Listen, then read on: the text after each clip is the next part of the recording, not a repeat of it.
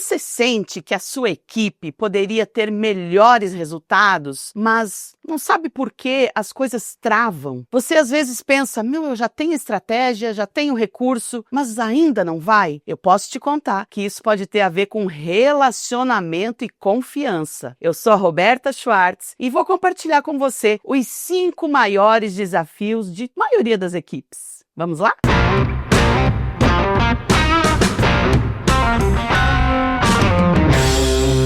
Esse vídeo é para você que lidera uma equipe ou que faz parte de uma equipe, que está planejando ser um líder e percebe que tem coisas muito subliminares que atrapalham o processo da equipe. Eu vou compartilhar com você, nesse vídeo, as 5 disfunções das equipes e alguns caminhos para você fugir deles. Vamos lá? Fica comigo aqui até o final que eu vou te contar algumas soluções que eu já experimentei. O Patrick Lencioni chama isso das 5 disfunções das equipes. Essa análise foi feita mundialmente e isso dá até um alívio pra gente, né? De entender que aquilo que você vive na sua equipe não é único, não é só com você, mas não dá pra gente se acomodar também. Então aqui eu vou falar para você cada uma das disfunções e algumas maneiras de a gente fugir dessa confusão. O primeiro deles é a ausência de confiança. E o Lencioni trabalha isso como a base da pirâmide, porque é aí que está nascendo a maioria dos problemas. Nós estamos vivendo um processo dentro das organizações desconfiando das pessoas. Parece que sempre tem alguém que vai passar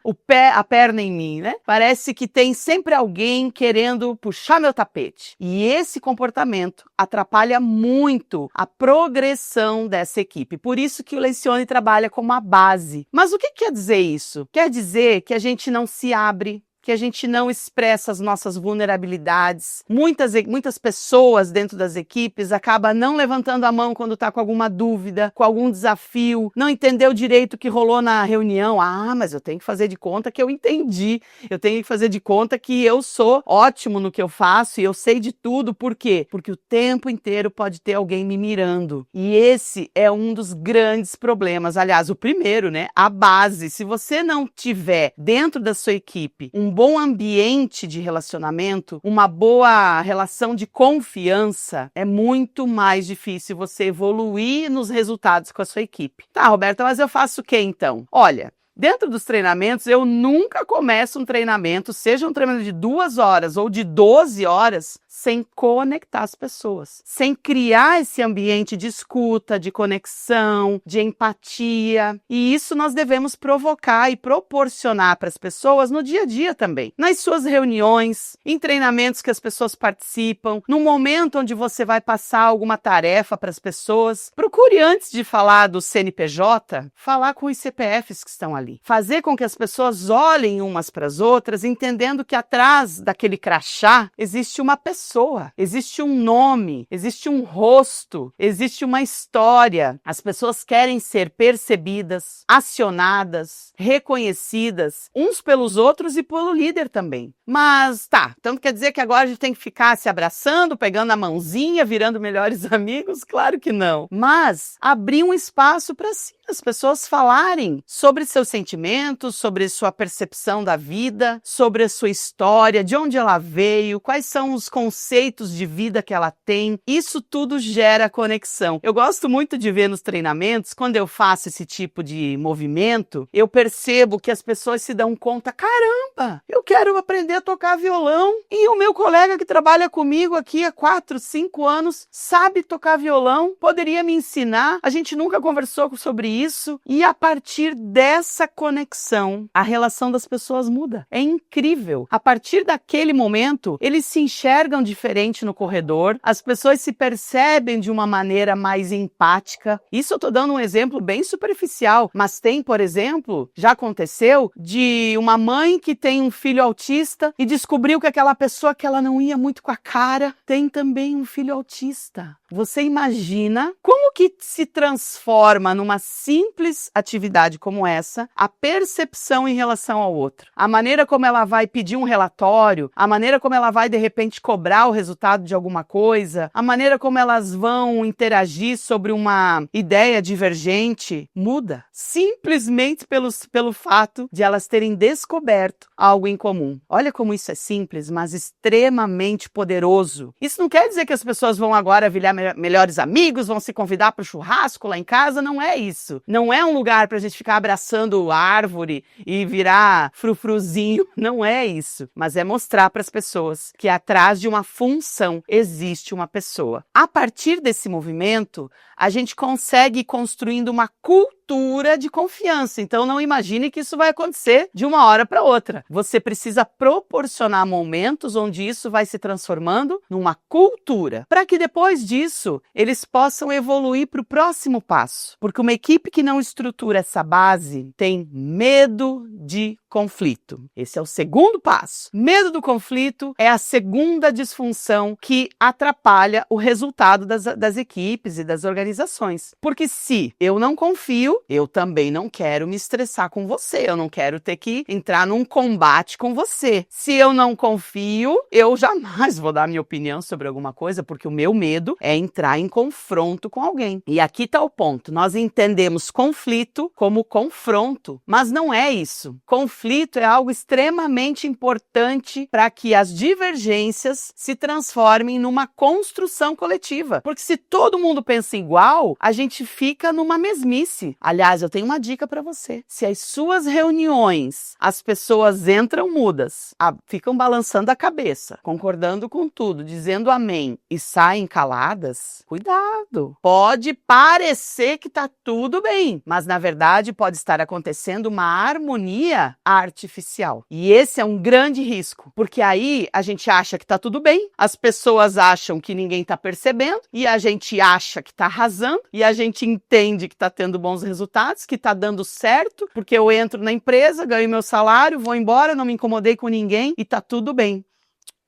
Isso não é engajamento. Pessoas que aceitam tudo com a cabeça baixa, dizendo amém, dizendo ok, sim senhor, não necessariamente são pessoas engajadas, não se engane. Então esse é um grande engano que alguns líderes vivem, de achar que porque a equipe não tem conflito, ela está ótima. Aceite, provoque, convide as pessoas para dar a opinião delas. Só que aí, a tua postura precisa ser de acolhimento. Como que eu falo para as pessoas que a ideia dela, de repente, para aquele momento não é a melhor? De que maneira eu escuto as pessoas? Isso tudo, se faz sentido, se você quer saber mais sobre isso, coloca aqui nos comentários, quem sabe a gente cria aí um vídeo falando sobre as necessidades que vocês trouxerem aqui para nós, de como dar feedback, de como escutar as pessoas, quem sabe. Aliás, se está fazendo sentido para você, compartilha aí o vídeo, pode ser que isso ajude para mais pessoas também. Então falamos da primeira disfunção, que é a falta de confiança, falamos da segunda disfunção, que é a progressão disso, e aí as pessoas têm medo de conflito. E agora vamos para o terceiro nível de disfunção, que é a falta de comprometimento. Ou seja, se eu não confio, eu não contribuo porque eu não quero me envolver em conflito. Você acha que essa pessoa vai estar comprometida? Você acha que de fato essa pessoa comprou a ideia, vestiu a camisa, vai pagar o preço pelos desafios que precisam ser vividos dentro do processo, se ela não participou, se ela não se envolveu? Dentro do ciclo do engajamento, algo fundamental é que as pessoas participem, que elas se envolvam, que ela sinta que foi ouvida, que tem algum dedinho dela ali. Inclusive, eu faço esse tipo de exercício aqui dentro da minha casa. Dentro da minha casa, eu falo para os meus filhos. Eu convido eles a participar.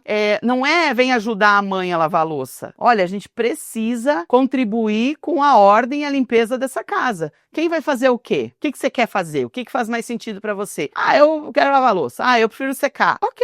para mim fica bom assim também. E dentro das organizações nós precisamos dar espaço para as pessoas falarem o que elas precisam, o que tá bom, o que não tá, qual é a contribuição dela, qual é a ideia dela, o que você viveu de repente na outra empresa que você estava antes de vir para cá, que pode fazer sentido para nossa realidade. Convide as pessoas para participar, para que ela se sinta comprometida. Aí ela sente, caramba, tem um dedo meu aqui. Eu me lembro na pandemia, a gente estava pintando a casa, organizando escritório, fazendo várias coisas aqui, e tem paredes aqui em casa que foram as crianças que pintaram. A chance de ela riscar aquela parede é muito menor do que se o pai tivesse pintado. Você entende? Quando as pessoas se sentem donos, se sentem parte, a chance de ela querer que aquilo dê certo é muito maior, não é? Então, se você é aquele líder centralizador, aquela pessoa que tem que estar sempre em cima, até faz de conta, né, que confia, que delega, mas na verdade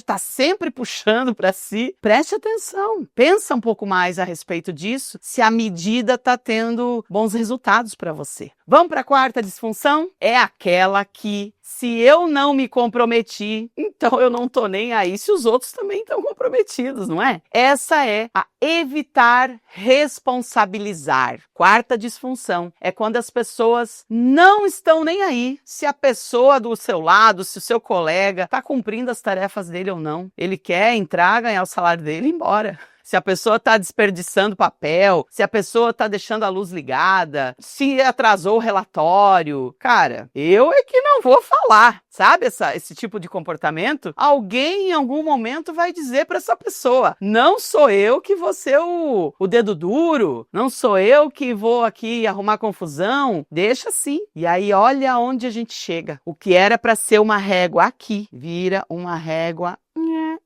A gente vai baixando essa régua, vai aceitando comportamentos que depois fica difícil até para você justificar por que tem um colaborador X na equipe ganhando o mesmo que um colaborador Y, que tem um outro nível de resultado, mas eles estão recebendo o mesmo salário, o mesmo reconhecimento. Como é que se justifica isso depois? Fica muito difícil. A gente perde a mão. Então, você precisa dividir essa responsabilidade, se você é um líder, de cobrar resultado. Que a sua equipe também tenha liberdade para chamar a atenção um do outro, para responsabilizar um ao outro. De alguém, de repente, que saiu da sala, deixou o ar-condicionado ligado, deixou luz ligada, deixou a impressora, tudo ligado, de alguém poder chegar e dizer, João, olha só, a gente já foi orientado de desligar a luz, desligar o ar-condicionado, eu sei que é meio chato, né, cara? Às vezes a gente tá com pressa, tá saindo e tal, mas assim, ó, se tu não lembrou, me manda uma mensagem depois, ou dá um toque pra alguém, porque não dá pra gente desperdiçar desse jeito, beleza? Tu acha que rola assim? Olha que nível de maturidade que a gente consegue chegar. Quando conseguimos provocar na nossa equipe uma conversa como essa,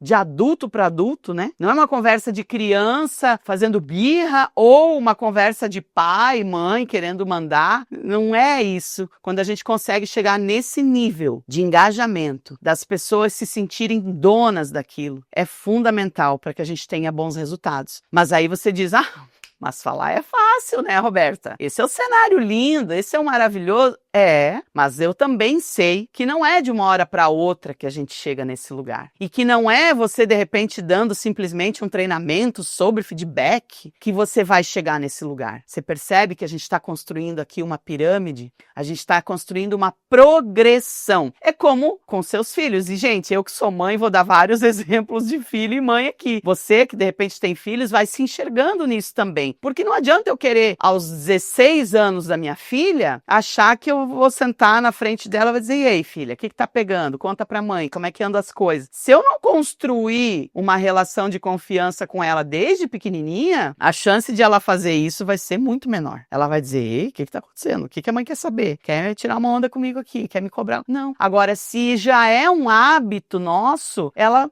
a chance de ela me contar é muito maior. Então, a base dessa pirâmide precisa ser o seu foco. Construir essa relação de confiança, diminuir o medo do conflito, melhorar o comprometimento das pessoas. Aí, se ela está comprometida, se ela está engajada, se ela confia de que pode ser quem ela é, ela vai ter a liberdade para falar também com as pessoas e continuar uma régua maior. Queremos melhores resultados, queremos pessoas com melhores performances, queremos mais economia, e aí a gente alcança o próximo nível, que quando uma equipe não pensou em tudo isso, a quinta disfunção é falta de foco no resultado. Óbvio. Se eu não confio, se eu tenho medo de me posicionar, se eu não estou comprometido, se eu não estou nem aí também se os outros estão fazendo ou não, meu querido, se a empresa vai cumprir a meta ou não, o que importa é que eu estou ganhando meu salário. O que importa é que eu saio de casa todo dia e meu esposo acha que eu estou trabalhando, que eu estou fazendo alguma coisa. Tanto faz para uma pessoa que não vive esse processo de confiança. Agora, se a gente constrói toda essa jornada, nós temos pessoas focadas no resultado. Elas têm aquilo como donas, elas sabem que desse resultado depende também para o meu salário e para o meu resultado. Quando nós não temos uma equipe que pensa assim, o foco está no resultado individual. Se eu tô de boa, se eu tô ouvindo puxão de orelha ou não, se eu tenho um espaço bom para trabalhar ou não, e se eu tô cumprindo minhas metas. Se isso está acontecendo no coletivo, sabe que semana passada eu estive numa empresa, nós estávamos num treinamento e a abertura do treinamento o CEO veio fazer. E eu achei sensacional, foi inspirador, porque ele trouxe exatamente sobre isso. Ele deu exemplo assim, por exemplo, eu já vivi numa empresa, numa indústria, alguns anos atrás, aonde a equipe de manutenção tinha lá praticamente um troféu na área, porque eles tinham 98% de máquinas ok na manutenção. Veio lá a ordem de serviço para resolver o problema da manutenção da máquina, ok. 98% das ordens de serviço tinham sido cumpridas e eles batiam essa meta, né, de solução das máquinas todo mês. Mas aí ele se deu conta que, ok, 98% das máquinas estavam arrumadas, mas nunca batiam a meta de peça produzida. Nunca conseguiam chegar para o cliente o que de fato precisava chegar. E aí disse, mas peraí, por que essa meta é só da expedição? Por que essa meta é só da área produtiva? Cara, essa meta tem que ser de todo mundo. E aí ele se deu conta de que não adianta uma área ter lá o resultado top,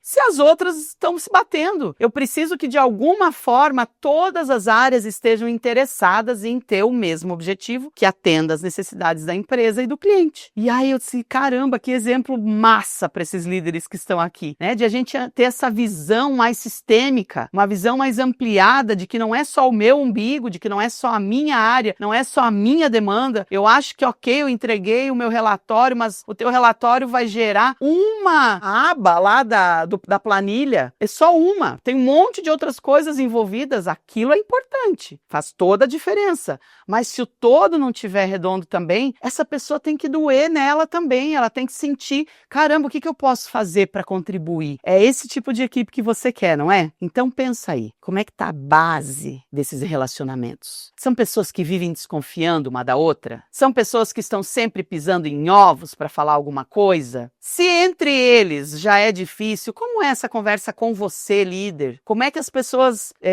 te convidam para conversar? Elas te chamam para pedir feedbacks, para dar opinião, levantar a mão? Fique atento a esses sinais, porque esses são sinais. Onde tem fumaça, tem fogo. Fique atento. E aí você pode escolher. A partir de agora, vou te dar esse desafio. A partir de agora, escolha um desses aspectos para você avaliar essa semana ainda. Escolhe avalia essa semana, volta aqui para o vídeo, escuta o outro, vai escolher para aquela próxima semana outra disfunção, vai olhando com atenção os sinais que a tua equipe está mandando, ou você como um colaborador, como um participante dessa equipe, fique atento a isso, porque eu tenho certeza que se você olhar para cada um com uma lupa, de uma forma mais interessada, você terá grandes resultados. Com coisas simples, tá? Se conectar, olhar genuinamente para a pessoa que está do lado de lá. Para de olhar para as pessoas como um crachá, como alguém que está cumprindo uma função. Essa pessoa tem muitas necessidades ali, muita coisa acontecendo ali dentro e você pode ajudá-la a ser um colaborador melhor. Tá bom, Roberta, falou um monte desse livro, fiquei curioso, curiosa. Como é que é a capa dele? Me mostra, tá aqui, ó. Esse é o livro para você ler com muita atenção. Tem muita coisa aqui, viu, gente? Eu, óbvio, falei muito resumido, mas é uma história. Então, para você que gosta de storytelling, aprenda com a história que está aqui. E tem também um questionário para você aplicar com a sua equipe. E aí poder olhar com atenção para cada uma dessas disfunções. Aqui no link, na descrição, você pode adquirir esse livro para saber um pouco mais. Sabe o que você pode saber um pouco mais também? Estou lançando em breve, e você pode ficar ligado aí nas nossas redes, aqui no YouTube também, um curso que você vai poder ter acesso na nossa plataforma, um curso incrível que se chama Desconflitando. Seus conflitos estão complicados? Então, desconflita. Eu estou trazendo 5 aulas para você aprender, desenvolver, treinar, como olhar para os seus conflitos de uma forma mais assertiva. Você vai, com certeza, ter bons resultados com ele. Fez sentido para você? Então, curta, compartilhe, aquela coisa toda que todo vídeo do YouTube fala, mas eu também quero te convidar. Por quê? Porque se fez sentido para você, é bom você compartilhar para que ajude mais e mais pessoas também. Eu tenho essa missão e você pode participar dela. Até a próxima!